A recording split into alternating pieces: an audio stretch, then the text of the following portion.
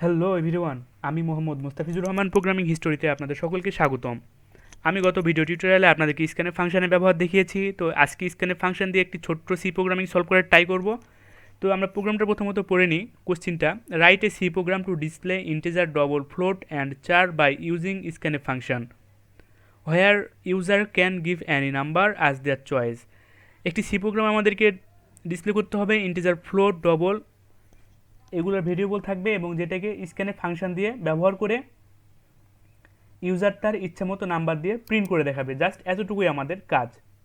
তো চলুন আমরা প্রথমত কি করব, আমরা প্রথমত একটা সিনট্যাক্স তৈরি করে নিচ্ছি। আমরা কাজগুলো শুরু করে দিই। তারপর আমরা একটি মেইন ফাংশন ডিক্লেয়ার করছি।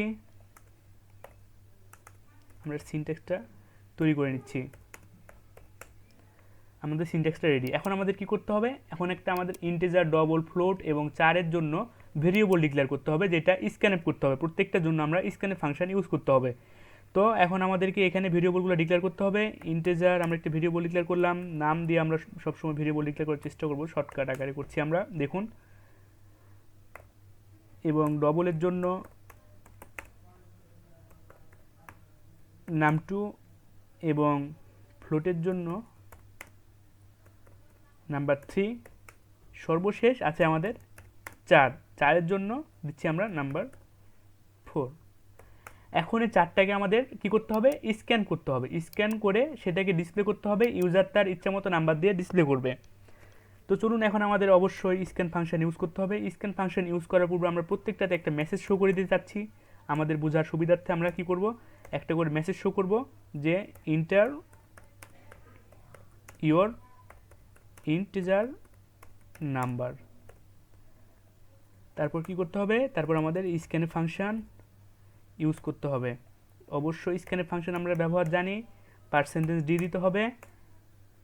এ ফরম্যাট স্পেসিফায়ার পর আমাদের ভেরিয়েবলটা অ্যান% দিতে হবে। তারপর আমাদের ভেরিয়েবল নামটা বলে দিতে হবে। জাস্ট এতটুকুই কাজ। তারপর আমাদের সেকেন্ড কাজ কি, আমাদের ডবলের জন্য কাজগুলো করতে হবে। তো আমরা এখানে কন্ট্রোল-সি দিয়ে কপি করে নিচ্ছি, তারপরে কন্ট্রোল-ভি দিয়ে পেস্ট করে দিচ্ছি। দেখুন একদম সেম চলে এসেছে। তো এখন আমরা শুধুমাত্র এখানে চেঞ্জ করে দেব।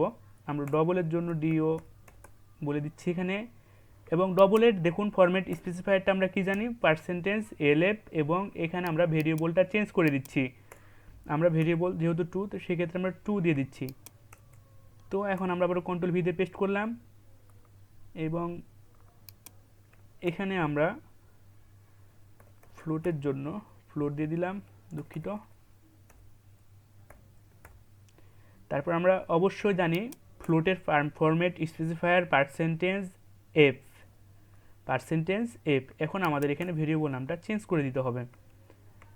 আমরা সেম কাজ করছি, শুধুমাত্র ভেরিয়েবল নামটা চেঞ্জ করে দিচ্ছি এবং মেসেজটা একটু চেঞ্জ করে দিচ্ছি। যেহেতু এটা ক্যারেক্টার, সেক্ষেত্রে আমরা এখানে ক্যারেক্টার দিয়ে দিলাম এবং এখানে আমরা পার্সেন্টেজ ক্যারেক্টার জানি আমরা %c, এবং এখানে আমাদের ছিল নাম্বার 4। তো জাস্ট এতটুকু কাজগুলো আমরা করে নিয়েছি। আমরা স্ক্যানএফ ফাংশনে কাজটা করে ফেলেছি এবং এগুলো আমাদেরকে প্রিন্ট করে দেখাতে হবে। তার পূর্বে আমরা দেখছি আমাদের কাজগুলো সঠিকভাবে করছে কিনা, আমাদের মেসেজগুলো, আমাদের স্ক্যানগুলো সঠিকভাবে নিচ্ছে কিনা, আমরা জাস্ট রান করে দেখি। তো আমরা বিউল্ড রানে ক্লিক করলাম। তো ইন্টারিয়র ইন্টিজার নাম্বার, আমি এটা ইন্টিজার নাম্বার দিলাম। ইন্টারিয়র ডবল নাম্বার দিচ্ছি আমি। তারপর interior float number, interior character, একটা ক্যারেক্টার দিয়ে দিলাম সি। তো আমাদের কাজগুলো সঠিকভাবে করেছে। এখন আমাদের কি করতে হবে, এখন আমাদের এইগুলোকে এখন প্রিন্ট করে দেখাতে হবে। তো আমরা এখন প্রিন্টএফ ফাংশনে কাজ জানি, আমরা প্রিন্টএফ ফাংশনে কাজ এখন আমরা করে ফেলে দেব। প্রিন্টএফ ফাংশন অবশ্যই ঠিক সেম কাজ, ফরম্যাট স্পেসিফায়ারটা ডিক্লেয়ার করে দিলাম। তারপর আমাদের কি করতে হবে, ভেরিয়েবল নামটা ডিক্লেয়ার করে দিতে হবে। আমাদের ভেরিয়েবল কি ছিল, নাম্বার 1। আমরা এখানে একটা মেসেজ শো করে দিতে চাচ্ছি যে your integer number is. Just এই মেসেজটা আমরা শো করে দিলাম। এখানে কি করলাম, আমরা এখানে একটা মেসেজ শো করে দিলাম। তো আমরা এটাকে বারবার লিখবো না, আমরা জাস্ট এটাকে কপি করে নিব, কন্ট্রোল-সি।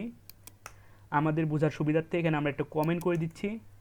এখানে আমরা লিখে দিচ্ছি হচ্ছে প্রিন্টএফ ফাংশন, অর্থাৎ প্রিন্টিং।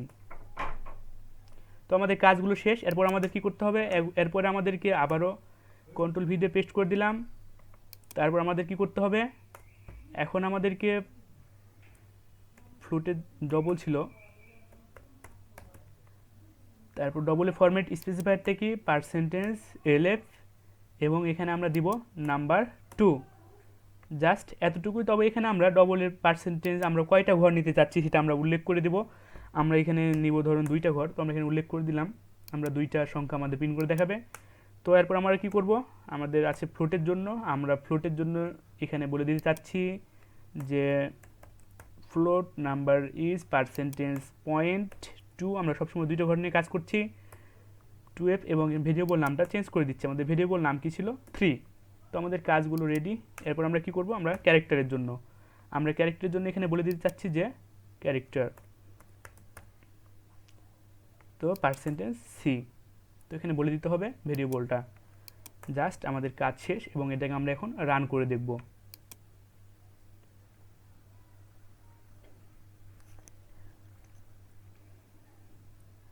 আমাদের একটা ইরর ধরেছে, তো চলুন আমরা ইররটা পরে ট্রাই করি। ইরর আইডি রিটার্ন 10,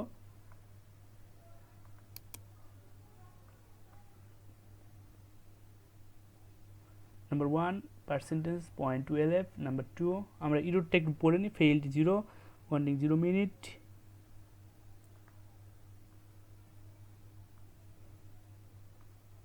তো এটাকে আমরা আবার রান করছি,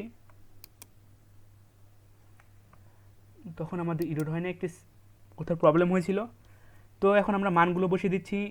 ইন্টিজারের জন্য আমরা নাম্বার দিচ্ছি ইন্টিজার টাইপের, এবং ইন্টিজার ডবলের জন্য একটা নাম্বার দিব, ডবলের জন্য আমি 12.45 দিচ্ছি, এবং ফ্লোটের জন্য দিচ্ছি, ইচ্ছা মতো আমরা নাম্বার বসাতে পারবো, কোনো প্রবলেম নাই।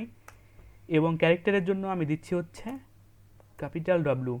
তো এখন আমাদের এগুলো কি করবে, প্রিন্ট করে দেখাবে। দেখুন সবগুলো এক লাইনে চলে এসেছে, তাই আমি এখানে বোঝার সুবিধার্থে আমরা প্রত্যেকবার একটা করে নিউ লাইন ইউজ করব, সবগুলো এক লাইনে যেন না আসে, বোঝার সুবিধার্থে, আপনাদের বোঝার সুবিধার্থে আমরা এখানে একটা করে নিউ লাইন ইউজ করব। তো চলুন প্রোগ্রামটা আমরা আবার রান করি, বিল্ড এন্ড রান।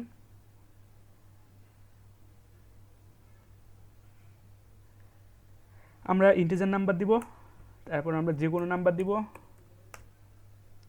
তারপর আমরা ফ্লোট নাম্বার দিলাম, এবং আমাদের একটা ক্যারেক্টার ক্যাপিটাল হাতে W দিলাম। তো দেখুন ইন্টারিয়র নাম্বার ইজ 12, আমাদের 12 প্রিন্ট করেছে। এর double number is 4.78, float number is 6.88, your character number is W। তো আশা করি আমরা বুঝতে পেরেছি কোথায় কোন কাজ করেছে। আমি আবারও আপনাদের সামনে একবার রিভিউ দিয়ে নিচ্ছি। আমি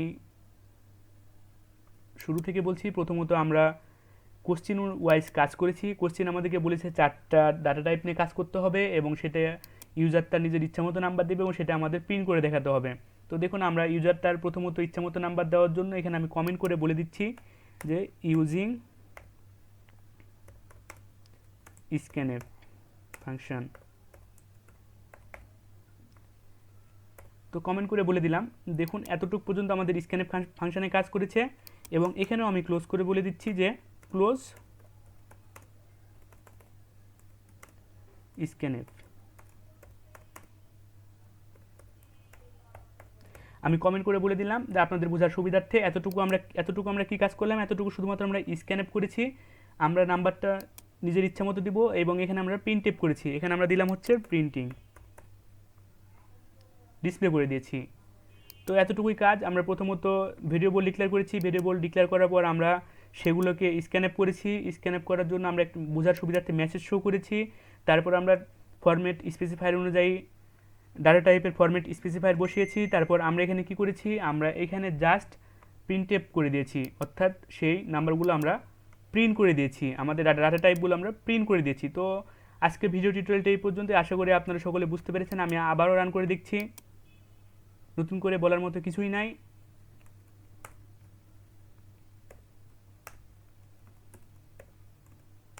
ক্যারেক্টারের জন্য W দিচ্ছি।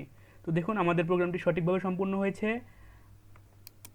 আপনারা অনেক বেশি বেশি প্রোগ্রামিং প্র্যাকটিস করুন। তো আজকে ভিডিও টিউটোরিয়ালটি এই পর্যন্তই। ভালো থাকুন, সুস্থ থাকুন, ধন্যবাদ সকলকে।